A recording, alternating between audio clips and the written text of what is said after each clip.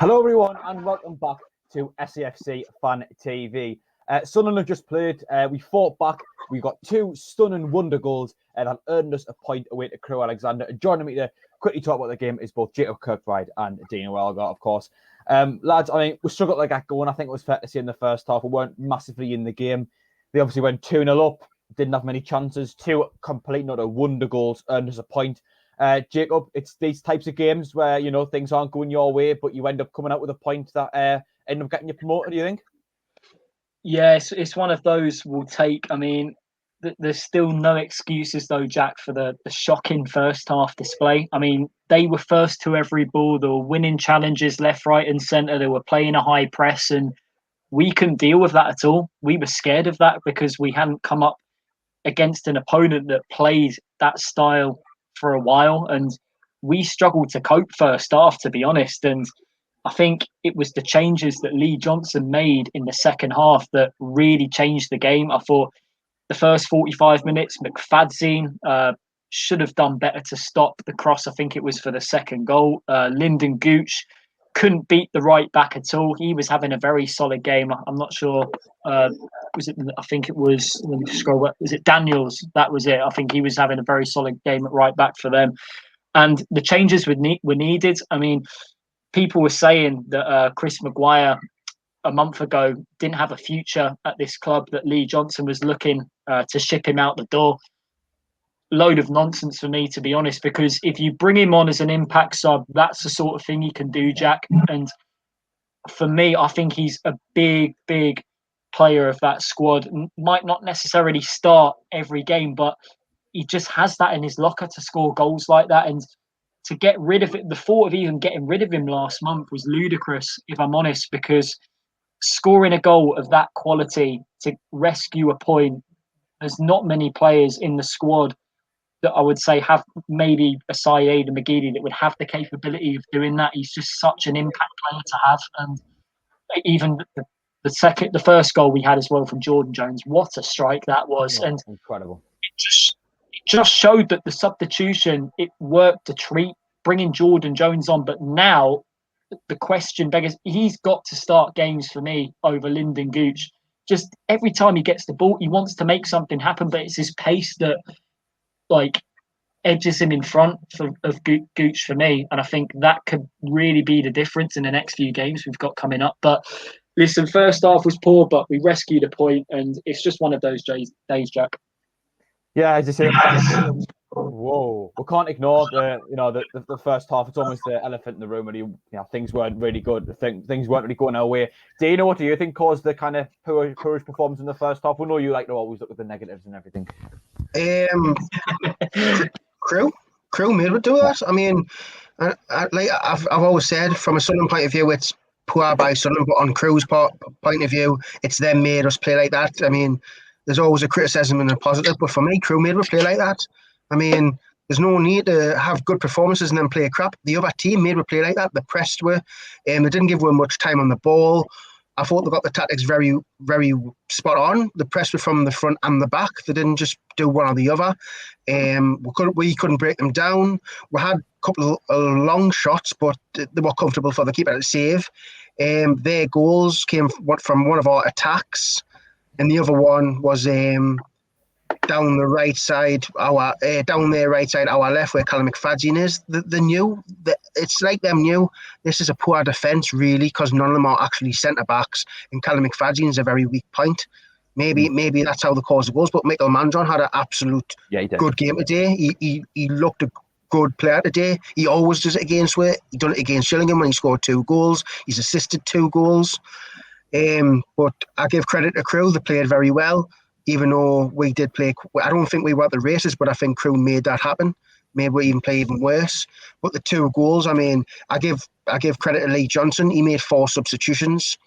In the 2 substitutions he made, scored the goals.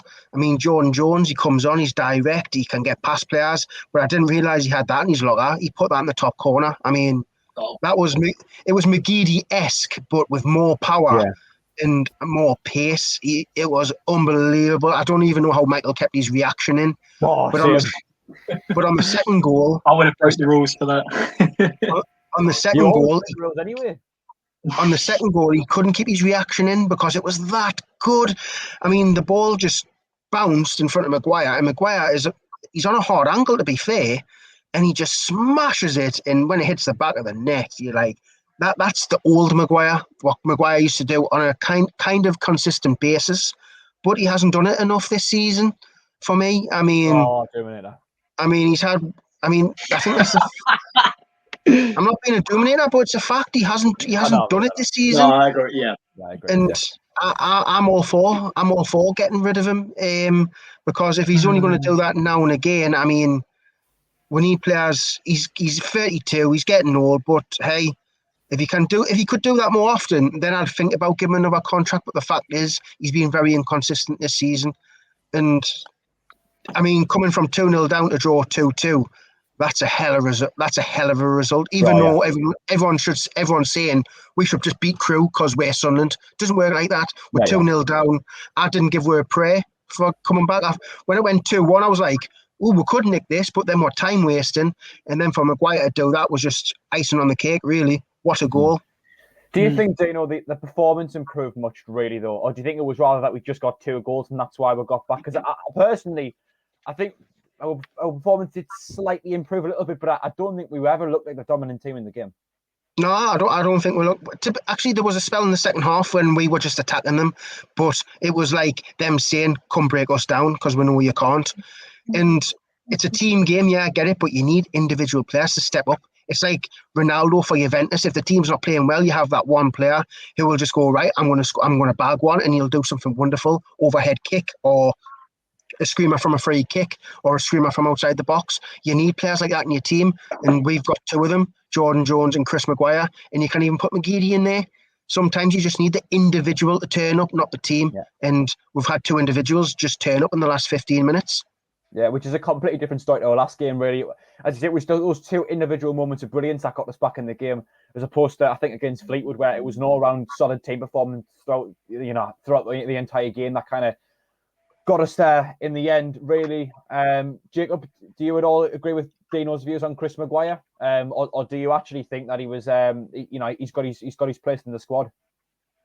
I do agree with Dino what he was saying, that he hasn't done it for us enough this season in the games that he was starting in. But I think to have him in and around the squad till the end of this season at least, because the ambition should be obviously to get promoted, and I think he can still play a key part in that. Like I said, he doesn't necessarily have to start games, but what an option to have coming off the bench with someone who has quality like that late on in the game to produce goals with that quality. It reminded me of there was a Premier League goal scored, I think it was like 7 years ago. It was Kasami. He was a player who played for Fulham against Crystal Palace. It was a chest and volley. It was like the identical version of that. Go and check that out if you haven't seen it. But yeah, going back to, there's been a few, like with the team selection that Johnson made, a few comments were made about potentially Ledbetter being left out the starting lineup, and not many fans were pleased with that. But at the same time, I think he did need a rest, to be honest. Even though he's been a key member of the squad this season, what I'd like to make very clear is we shouldn't be relying on a 35-year-old midfielder to be such a key member of the squad. He needs rest, because someone at that age can't do it consistently Saturday, Tuesday in, especially this season in League One. And I feel obviously thoughts go out to him because he came off, I think, with a shoulder dislocation. But at the same time, like, other players we have that can play in that position should be stepping up to the plate in order to come in and do a job for him. And Josh Scowen didn't do that in the first half today. He improved a bit second half. But yeah, the performance, it was a 45-minute performance today. First half shocking, but we got a point second half. But I think Johnson needs to really inject a lot of infuriation into this side, saying, if you really want it, you have to play better than that in order to get promoted this season. Yeah, definitely. I think it needs to be. Oh, the Dalek's back. It needs to be reiterated that today the overall performance wasn't really quite there, and we can't play like that every single week, because you can't expect to go up in the top 2 if you play that. Lads, I'm going to wrap it up very quickly. Dean, I'll come to you first. A man of the match. I know he was only on for 20 minutes. Jordan Jones, come on. He was going past people. He scored a 1-0 goal. he just looked amazing. He should be starting every game for me. He's not an impact player. Starting Jordan Jones every day. To me, he's earned his slot to me in the starting 11 for the next few games. Now he hasn't really been given a chance since he came in, but as you say, to me, he did more in the time he came on than McFadzean did in terms of a positive influence for the entire game. Jacob, the man whose timers just went off there, who was your man of the match? Agree with Dino, 100%. I mean, he was only on for, I think it was, when did he come on? 60 minutes, around about that mark. Jordan Jones, pace was electrifying. What a goal, one of the goals of the season we've seen from a Sunderland player this season. And just an overall terrific display. And he beat the fullback today with his pace and quality, unlike Gooch in the first half, where I think he just kept running into the fullback and just drawing fouls at the end of the day. And it was a substitution that worked. And I will say also Dion Sanderson had a very good game as well, made some important blocks, even though he did make that one mistake that almost led to one of their goals in the first half with, there was a throw over the top and he didn't deal with it. But yeah, he was a solid player at the back for us today. But Jordan Jones, man of the match for me. Yeah, absolutely. God, the Dalek is back again. Absolutely amazing performance from Jordan Jones yet again. Thank you to everyone for watching this quick review. Please do leave a like if you have enjoyed it. Subscribe to SAFC Fan TV if you haven't already. And we will join you all tomorrow on the Sunday Bunch where we'll be talking about this game. In further detail. But from myself, Jack Dodds, from Dino Walger, and from Jacob Kirkbride, thank you all for watching, and we will see you tomorrow.